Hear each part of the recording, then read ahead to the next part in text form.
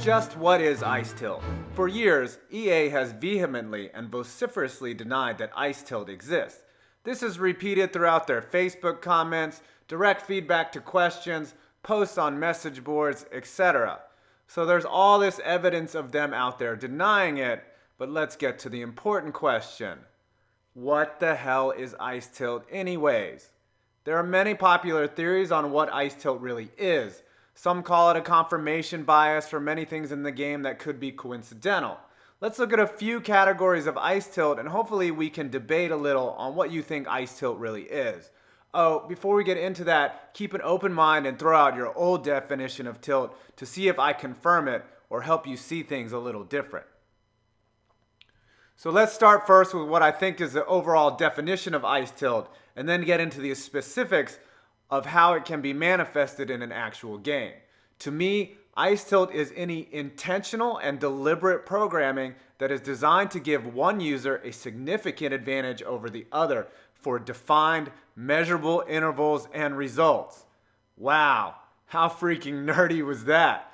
Call me Merriam freaking Webster. But let's think about what I mean by that. If you break it down, the developers control the known universe that is the world of NHL 17. Though EA touts that they are looking for organic outcomes on the ice, they really can't control almost everything on the ice. Let's use a tangible example to get my point across.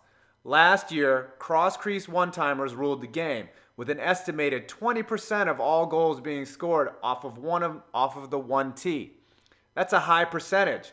What's interesting is that in NHL 17, guess what? 1Ts are toned way down. Cross-crease passes get chipped. Skaters get tied up in front of the net. Some never get in position. Those that can outright miss. And then lastly, the goalie can make a sick save. I just named 5 factors that are now consistently and measurably different in the new version of the game. So how did that happen? Programming. That's right, the game is based on percentages, rule sets, and desired gameplay. The game can be manipulated by the programmers however they feel. So the possibility of tilt is very, very real. Like dudes running around in clown outfits trying to scare you. So if simple games like Impossible Mario exist that are programmed by a guy in his basement who just wants to mess with you, then EA Canada can put considerable resources on writing nefarious strings of code that keep games close. Let's look at how this type of code could be manifested on the ice.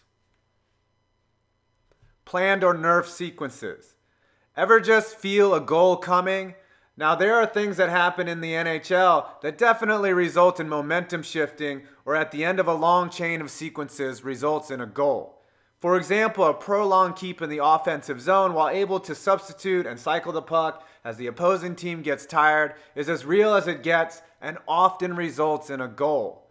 What I'm talking about is the overwhelming stink of a goal that is made where it simply looked like there was nothing you could possibly do to stop the goal from happening, and your opponent most remarkably put in a lazy effort and still somehow scored.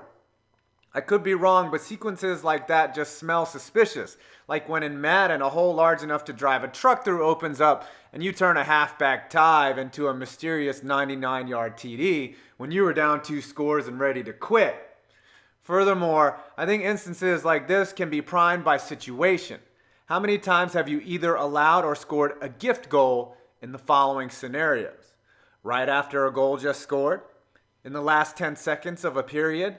Down 2 or more goals early, or having recently tied the game up by coming from behind? Hold on a sec, I will touch on this. No, it's not automatic that these things happen in these situations. It's just as humans, we correlate certain factors with certain outcomes. And these outcomes happen a lot. Okay, this one ties in nicely with the last point. Ever feel like you are playing a scripted game? Stop me if you've heard this one before. Start a game with the sole intent of playing Lockdown D. The dude wins the face-off, marches down, buckets it, and now you're down 1 with 40 seconds into the game. The game settles, you trade opportunities, and you tie it up late in the second. He scores immediately after you tie it up. You're trailing all over again. Now what happens from here can depend on your ability, But ever get that creepy feeling you're being watched? I always feel like somebody's watching me, and I have no privacy. And yeah, sometimes you get into a game and say to yourself, wow, this looks familiar. Also, it seems like there are times when the nets close and no goals go in for either team. Then other times where you can trade 2 to 3 goals with each other in a span of 3 minutes. Again, this is another look like a duck, quack like a duck thing.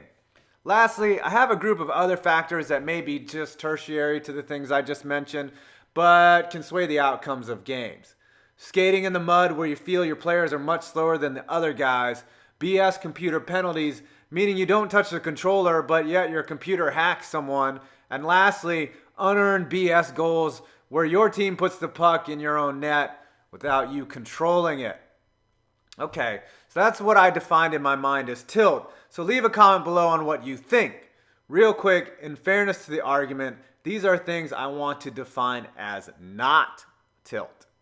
Predetermined outcomes. I find it hard to believe that EA would have programming that actually picks a winner versus a loser before the game has even been played. That just would be horseshit. Ratings bias. Look, if a higher rated player takes the same shot than a lower rated player, I'd hope to God the higher rated player scores more often than the lower rated player. That's why they have ratings. Everything is percentage based, but not universally. Just because a team is much better than another doesn't guarantee a win. But yes, the better team should do many things better than the other team. Duh. And then flukes I do not consider tilt. Sometimes weird stuff happens in the game. They are called flukes. Deal with it. And ass whippings. I think ass whippings don't happen by accident. You get outshot, outscored, out-hustled, then you deserve a loss. Even if you had a couple decent chances and a few hard breaks. In closing, I will end this with one simple question. Who has played the computer before? Raise your hand. And when you played the CPU, did you not have, say, a much better team? Say you played a bad team in the game and you had a 90+ team. And did that team give you a hard time? Did they pass with unbelievable precision? Did they move the puck around and dazzle you with moves to the like you have never seen a human being do? Of course they did. And sometimes they beat you. No matter what you did or tried, they beat you. Do not act like this has never happened. Now, I want to ask you, if programming like that tangibly and obviously exists to aid the CPU, what code is left in the game for online versus, or for HUT, or for EASHL? Think about that for a moment. Then tell me your thoughts after you leave a like or subscribe. I'm 5 Points Gaming, and you made it to the end of this video. I always feel like